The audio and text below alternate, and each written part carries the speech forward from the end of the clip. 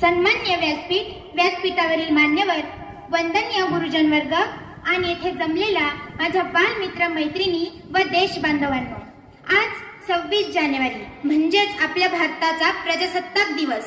याच निमित्त मी प्रथम आपणा सर्वांना भारतीय प्रजासत्ताक दिनाच्या हार्दिक शुभेच्छा देते. आज 26 जानेवारी म्हणजेच आज प्रत्येक भारतीयासाठी हा दिवस आनंदाचा, महत्त्वाचा आणि अभिमानाचा दिवस आहे. आपला भारत देश 15 ऑगस्ट 1947 रोजी स्वतंत्र झाला. पण स्वातंत्र्यानंतर खऱ्या अर्थाने आपल्या भारताचा राज्यकारभार 26 जानेवारी 1950 ला सुरळीतपणे सुरू झाला. याच दिवशी आपल्या भारताचे संविधान अंमलात आले. डॉक्टर बाबासाहेब आंबेडकर तसेच देशाच्या संविधान सभेने मिळून 2 वर्ष 11 महिने 18 दिवस अथक परिश्रम घेऊन आपल्या भारताचे समृद्ध संविधान तयार केले. आपल्या भारताचे संविधान हे जगातील सर्वात मोठे लिखित संविधान आहे, हे मला येथे मुद्दामहून आवर्जून सांगावेसे वाटते. संविधान आहे म्हणूनच तर आपल्या देशातील विविध जाती धर्माचे, वेगवेगळ्या भाषा बोलणारे लोक सुखात समाधानाने नांदत आहेत. सलाम केला पाहिजे त्या नेत्यांच्या कार्याला ज्यांनी हा भारत देश अबाधित ठेवला. बलसागर भारत हो विश्वात शोभुनी राहो, राष्ट्रार्थ प्राण हे उरले मी सिद्ध मरायाला हो, बलसागर भारत हो, बलसागर भारत हो.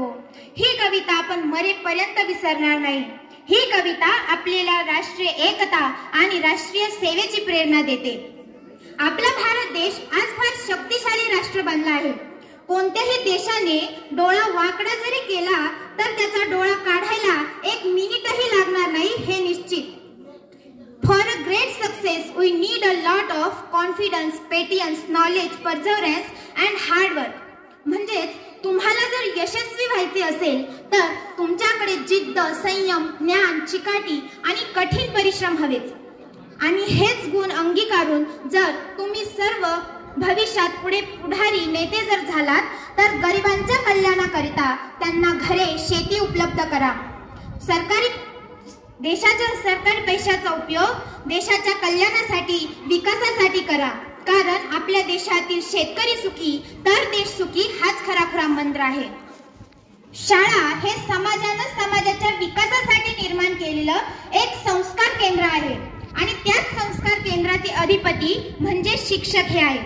शिक्षक हे असे उपकरण आहे की ज्यांच्यामुळे भले भले युग पुरुष, महापुरुष घडले. त्यांचा आपण मान, आदर ठेवला पाहिजे. समाज घडविण्यात शिक्षकाचा महत्त्वाचा, सिंहाचा वाटा असतो. शिक्षक कोणत्याही विद्यार्थ्यांमध्ये भेदभाव करत नाही तर ते सर्वांना समान नजरेने बघतात. विद्यार्थी जर कधी चुकला तर शिक्षक त्यांना शिक्षाही करतात. पण ते ज्ञानरूपी आशीर्वाद आहे हे आज आपण समजून घेणे गरजेचे आहे. आज गरज आहे ती म्हणजे पालकांनी आणि विद्यार्थ्यांनी शिक्षकांना समजून घेण्याची.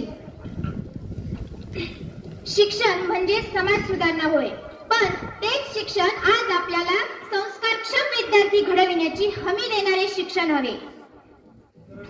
मुलं म्हणजे देवा घरची फुले ना, तर मग का त्या मातीच्या गोळ्याला योग्य आकार ह्याच वयात मिळतो. आपल्या इवल्याच्या बोटाला धरून आपल्याला आपल्या पायावर उभं करणारी आई, चिल्ल्या पिल्ल्यांच्या पंखांना बळ देणारी आई, चिव काऊच्या गोष्टी सांगून घास भरवणारी आई, अंगाई गीत गाऊन बाळाला आपल्या कुशीत झोपवणारी आई, तो कसाही असो, तो तिचा कान्हाच असो, ती त्याला मोठं करत योग्य दिशा दाखवत शेवटी शुभासारखं व्यक्तिमत्व ती समाजापुढे ठेवते, ती म्हणजे आई असते. आज प्रत्येक आई, वडील आणि शिक्षकांनी मुलांमध्ये प्रेम, त्याग, संयम, आत्मविश्वास, चातुर्य, पराक्रम, चारित्र्य, दया, क्षमा, शांती, दृढनिष्ठा, आत्मपरीक्षण, निर्भयता, माणुसकी असे सर्व उपयुक्त असते गुण मुलांमध्ये रुजवले पाहिजेत आणि मुलांनीही ते आत्मसात केले पाहिजेत. आज मी महाराष्ट्रातील सर्व संतांना, सर्व गुरूंना आणि सर्व नेत्यांनाही वंदन करते की ज्यांच्यामुळे आपला भारत देश आज अग्रस्थानी आहे. आपला हा भारत देश सजविताना विश्वकर्म्याने हातचे काहीही ठेवलेले नाही. आज गरज आहे ती फक्त तुमच्या आमच्या ऐक्याची. मित्रहो, सर्व गुण संपन्न असा आपला भारत देश. आणि ह्या देशातील आपण सुसंस्कृत मानवजात। माझ्या बालमनास कित्येक वेळा वाटते की खरंच किती बोलावं आणि किती स्तुती करावी आपल्या भारत देशाची, पण कुणालाच वाटत नाही का की आपल्या देशात आता अवगुण घुसायला लागलेत।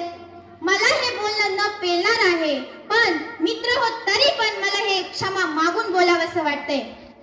कुणाचेही अवगुण काढले तर प्रत्येकाला वाईट हे वाटतंच, पण जर आधी स्तुती ऐकली तर नंतर अवगुणांबद्दल ऐकणं सोपं जातं।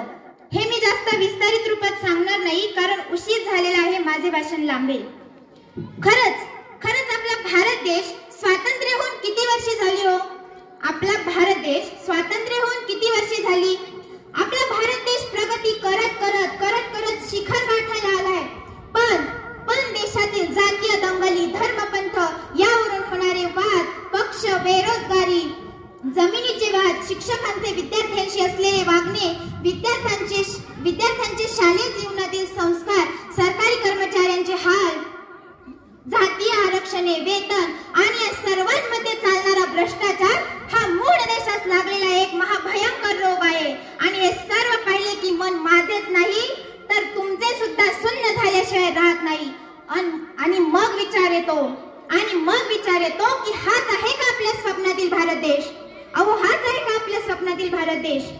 माझ्या बालमनाकडून एखादा शब्द रुचला नसेल तर मी त्यांची क्षमाही मागते व पुन्हा एकदा जर स्वप्नातील भारत देश बघायचा असेल तर प्रत्येकाने स्वप्नातील आदर्श शाळा, आदर्श गाव बनविण्याचा प्रयत्न करू व त्यासाठी प्रथम आपण स्वतः आदर्श बनू। हे मी नेहमी लक्षात ठेवा। Impossible means I am possible and its destiny is accompanied of 3 D's: determination, dedication and devotion. Then everything become possible. याचा अर्थ असा आहे की अशक्य गोष्ट म्हणजे मी शक्य आहे, आणि तुमच्या नशिबात जर निश्चय, समर्पण आणि भक्ती या 3 गोष्टी जर तुमच्या नशिबात असतील तर तुमच्यासाठी कोणतीही गोष्ट ही शक्य आहे। आणि याच 3 गोष्टींचा उपयोग करून आपल्याला स्वतःला आदर्श बनवायचे, कारण आपण आदर्श तर शाळा आदर्श आणि त्या पुढेही जाऊन गाव, तालुका, जिल्हा, राज्य व अखेर आपला भारत देश आदर्श बनेल।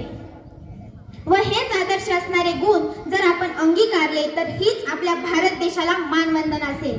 आपण शाळेत रोज प्रतिज्ञा म्हणतो, भारत माझा देश आहे, सारे भारतीय माझे बांधव आहेत, याचेच तर पालन करायचे।